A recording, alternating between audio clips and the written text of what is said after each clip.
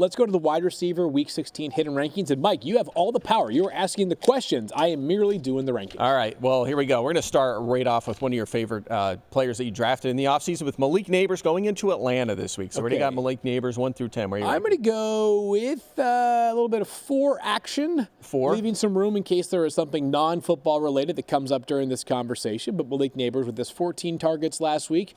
Drew Lock, by the way, taking back over as the starter it's every week. this it's a new upcoming guy. weekend. You might be starting next for the week. Giants. That's correct. Yeah. Hasn't been ruled out. Yeah. You have him ranked 6th this week. By the way, Atlanta, I think he'll draw the A.J. Terrell shadow in this game, but receivers that have been shadowed by Terrell, I believe there is one exception in there, have crushed it this year. Atlanta cannot stop receivers, so he is in a great spot. Could be a week winner for sure. All right, so Neighbors at 4. Next up, Devontae Adams faces off at home against the Rams. Yeah, good matchup here. I'll go 3 for Devontae. 3 ahead of 1 spot ahead of Neighbors in my rankings. You do. You have him at 4. This says you have Adams 4, Neighbors 6. So okay, close. Yep. But so all right, 2 spots ahead. All right, next up. up. Play well. You know, maybe this is like, maybe it's too little, too late. I mean, it is too little, too late. And I'm sure Jets fans are not going to be satisfied by this. I do wonder if there is a part of Aaron and Devontae that over the last 3 weeks of this season is saying, people have already written our personal obituaries. Maybe not as football players, but as Jets.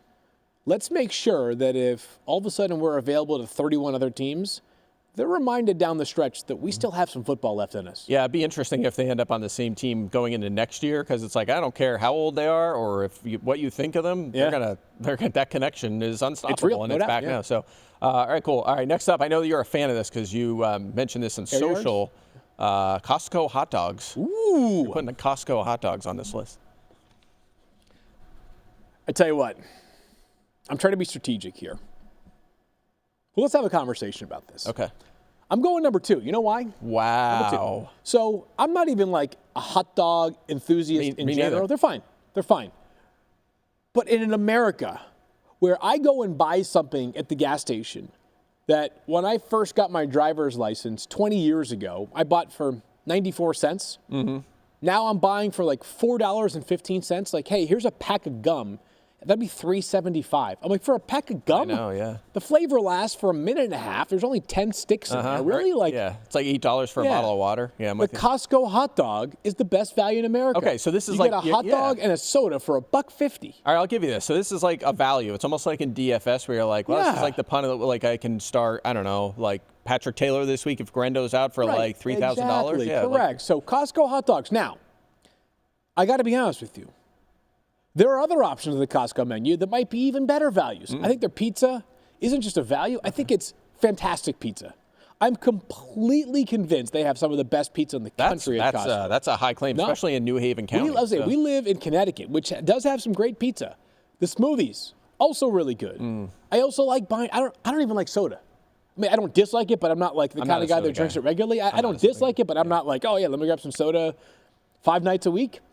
I will get a soda because I'm paying 13 cents for this thing. This is wild. So, man, you must, you're a cheap date. Cheap and just take it to Costco for a pizza and a soda. I am a very suburban dad. It's like you get a pizza, soda, and a hot dog, and it's like $4. But here's the deal. Everybody knows this. And I'm not the first person to reveal this. And 36 rolls of paper towels. Correct. What a deal. Exactly. Right? So, like, I overspent on groceries by $412, but I underspent on food by about $13, so it all comes out in the wash. Okay. Right? All right, fair enough. All right, next up, we just talked about this guy, Tyreek Hill against 49ers this week. Yeah, I'm going to go with, let's go 6th here. Leave a little bit of room in the mix. This is going to get interesting. Yep, the upside is certainly there, yeah. All right, we talked about him, so we'll move on to your guy. We just talked about him a little bit, pending free agent. T. Higgins facing off with the division rival Cleveland Browns this week. I'm going to go number 5 here for T. Higgins, right behind Malik Neighbors and right ahead of Tyreek Hill.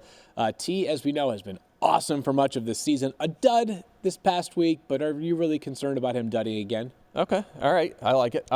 Next up, we have Drake London. He's going up against the New York Giants, who, again, we talked about this with Mooney, should be very shorthanded, or even if they're not, he might draw Deontay Banks. I'm going 7th here for Drake London. And that's probably a little bit inverse from how my rankings are. I think I probably have him ahead. I know I have him ahead of Tyreek Hill, and I believe maybe even a spot or two ahead of T. Higgins.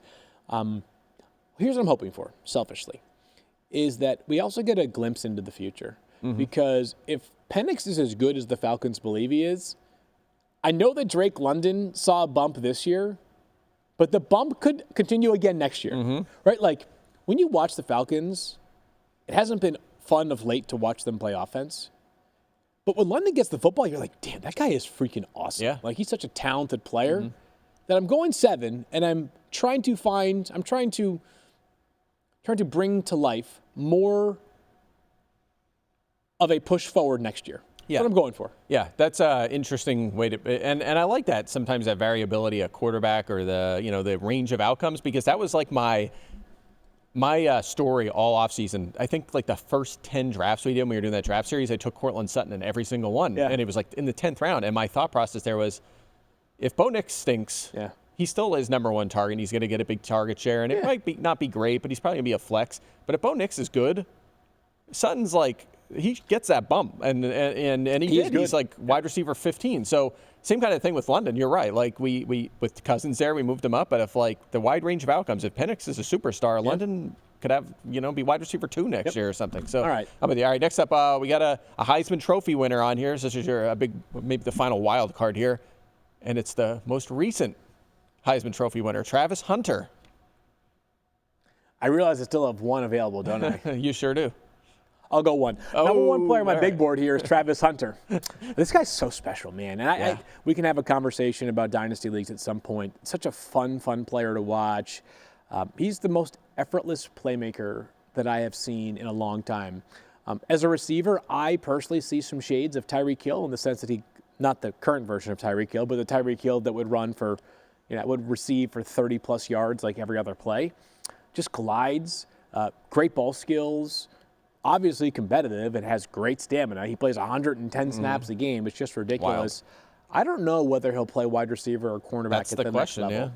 If I had to guess right now, I think he's going to go into the NFL with the intention to play both ways.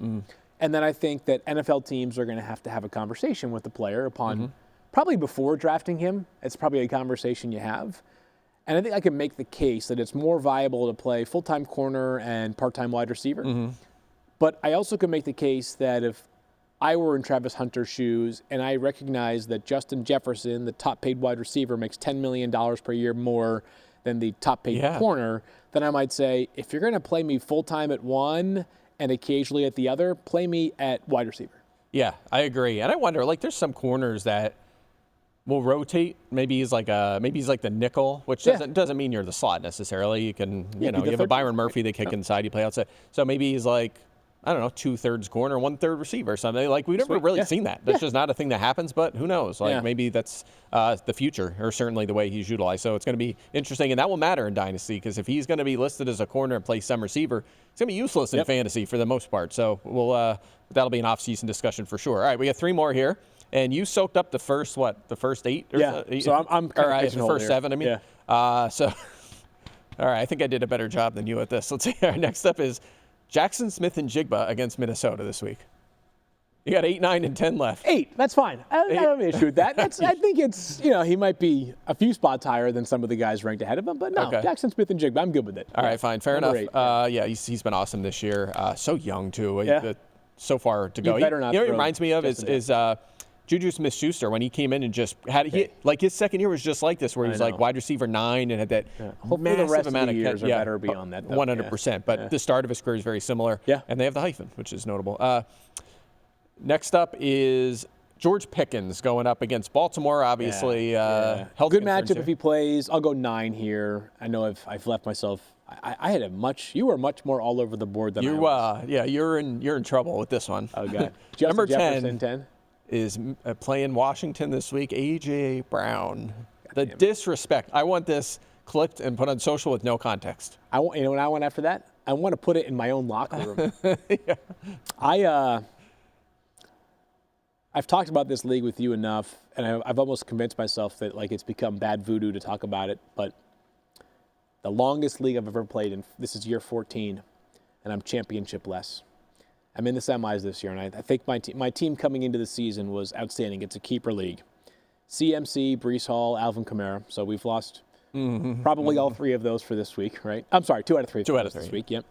A.J. Brown, Tyreek Hill, Wide receiver 3 is, this is non-PPR, so who am I forgetting? Oh, Cortland Sutton. Sutton, pretty good. Wide receiver 15, I believe, this year in regular PPR, so probably even Juwan Jennings, who would not be my flex, but with those 3 running backs down to 2, he's probably my flex there.